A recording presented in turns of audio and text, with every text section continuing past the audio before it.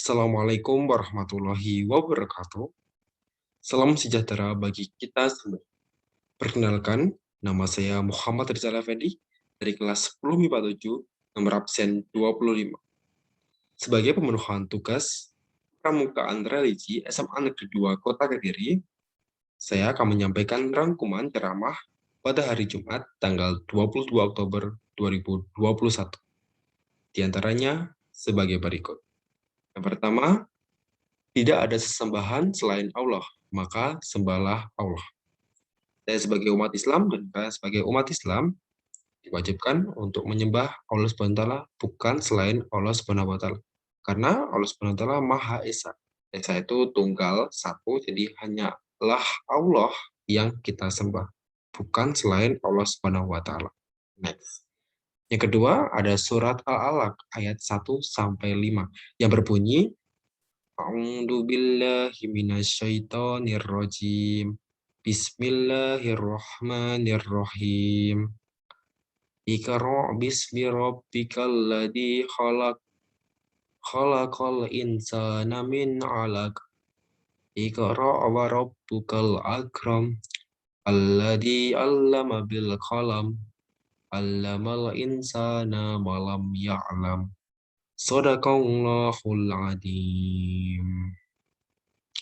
Jadi, surat Al-Alaq ini, ayat 1-5 ini merupakan surat pertama yang diturunkan oleh Allah kepada Nabi Muhammad SAW. Nah, jadi sebelum Rasulullah dan Nabi Muhammad ini diangkat menjadi Rasul Allah, dalam hubungan sama manusia, beliau sudah dikenal dengan julukan Al-Amin. Al-Amin itu artinya dapat dipercaya. Next, lanjut. Nah, pada kehidupan Muhammad sebelum menjadi seorang Rasul, dipenuhi dengan husnul akhlak. Husnul akhlak itu akhlaknya baik, sangat baik gitu. Baik terus gitu.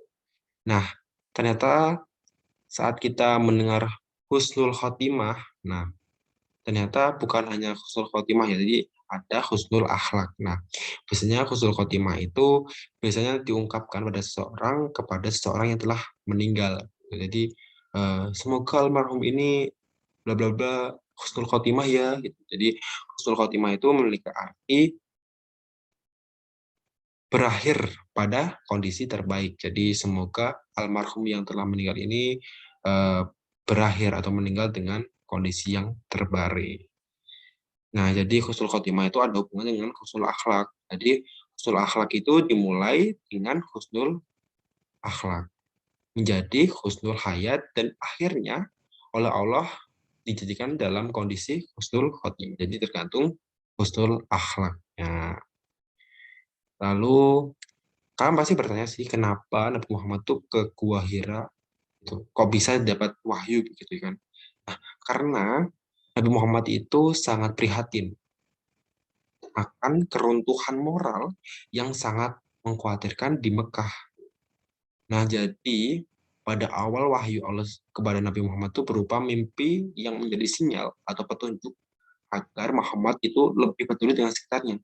Karena pada saat itu mungkin Nabi Muhammad mulai pesimis, bukan pesimis sih, mungkin udah bingung mau menyelesaikan ini gimana begitu. Nah, akhirnya ini setelah Muhammad mendapat sinyal dari Allah ini, beliau merasa prihatin terhadap sekitarnya dan merenung di dalam Goa Hira untuk mencari solusi. Jadi setelah kejadian ini, mungkin moralnya sudah belak-belakan ya saat itu di Mekah itu. Nah, mungkin dia merenungkan, mencari solusi dengan mengasingkan diri di tempat yang jauh dari tempat asalnya di Mekah itu menuju ke Gua Hira ini. Jadi pada saat Nabi Muhammad merenung, Allah menurunkan wahyu pertama yaitu surat Al-Alaq ayat 1-5 nanti yang sudah saya bacakan. Nah, surat ini tuh sebagai bentuk teguran Allah terhadap Nabi Muhammad supaya Nabi Muhammad tuh bisa mengerti atau memperbaiki moral yang ada di Mekah itu pada saat itu. Moralnya mungkin udah berantakan sekali ya. Nah, jadi Nabi Muhammad diutus oleh Allah Subhanahu wa taala untuk memperbaiki akhlak pada masyarakat di saat itu. Jadi Nabi Muhammad didapatkan wahyu, diturunkan wahyu oleh Allah, jadi itu digunakan untuk memperbaiki akhlak dari masyarakat pada saat itu.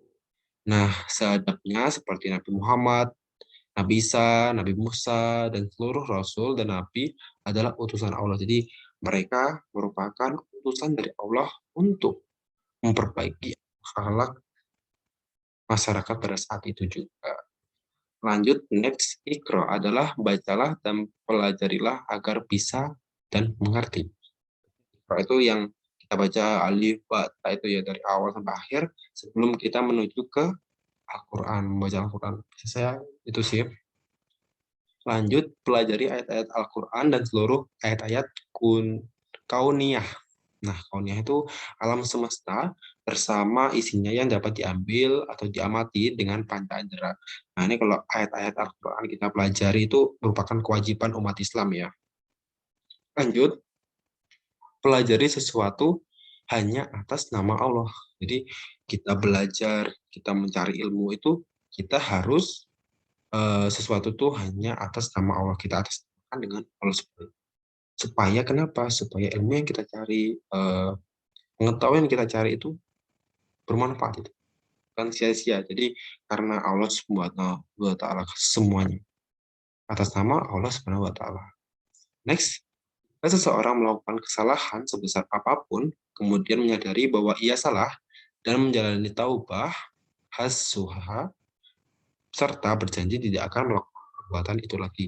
Ya, memang benar sekali ya, saat kita melakukan perbuatan yang tercela atau perbuatan yang tidak benar, lalu kita menyadari kalau kita itu salah, nah, kita bertaubat kepada Allah SWT, dan kita harus berjanji bahwa kita tidak akan mengulangi perbuatan yang jahat, perbuatan yang tercela. Berarti udah bertaubat itu, kita udah nggak mau melakukan hal itu lagi. Lalu Allah Maha Pemurah dan Maha Mulia, sangat sekali. Allah itu juga Maha Pemurah, Maha memaafkan. Jadi Allah itu menerima semua taubat para umatnya. Yang penting kita punya kontribusi buat tidak melakukan hal yang tertentu lagi. Itu udah kamu taubat, berjanji tidak akan mengulangi lagi. Itu udah taubatnya kamu bakal diterima oleh Allah Subhanahu wa taala. Next, Allah mendidik manusia dengan perantara kolam, segala sesuatu yang terlibat di dalam proses pembelajaran. Seperti kita saat ini. Jadi, guru menjelaskanku kolam. Allah, guru kita itu kolam. Jadi, Allah itu mendidik manusia dengan perantara kolam, guru.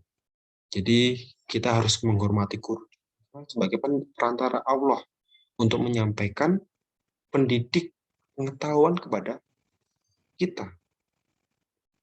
Lalu Allah menjauh dari Allah dan menjauh dari kolam Allah disebut dengan sifat syaitan. Naudzubillah menjali. Jadi saat kita mungkin menjauhi guru ya, menjauh untuk menuntut ilmu, terus sama halnya kita menjauhi Allah Subhanahu wa taala. Naudzubillah menjali. Terus sama halnya sifat. Jadi jangan sekali-sekali kita tuh berhenti kayak capek kita menuntut ilmu gitu. Capek ya, soalnya ini gitu. Kan kita sekarang tuh tahu rumus-rumus fisika, kimia, terus apa ya, hitung-hitung ekonomi, bahasa Inggris, matematika juga, gitu kan banyak kan. Nah itu jadi kita jangan sekali menjauhi perantara Allah, kolam. Itu nanti sama halnya kita menjauhi Allah. Next, Allah mengajarkan kepada manusia mengenai apa yang belum kita ketahui. Nah, jadi Allah itu memberikan sesuatu atau mengajarkan kepada manusia sesuatu yang belum kita ketahui. Mungkin ke depannya, satu tahun ke depan, 5 tahun ke depan, 10 tahun ke depan, yang mungkin belum kita ketahui akan kita ketahui pastinya. Itu tergantung udah diatur oleh Allah Subhanahu wa taala. Mungkin itu saja rangkuman ceramah Jumat tanggal 22 Oktober 2021. Kurang lebihnya saya mohon maaf. Billahi taufiq wal hidayah. Wassalamualaikum warahmatullahi wabarakatuh. See you.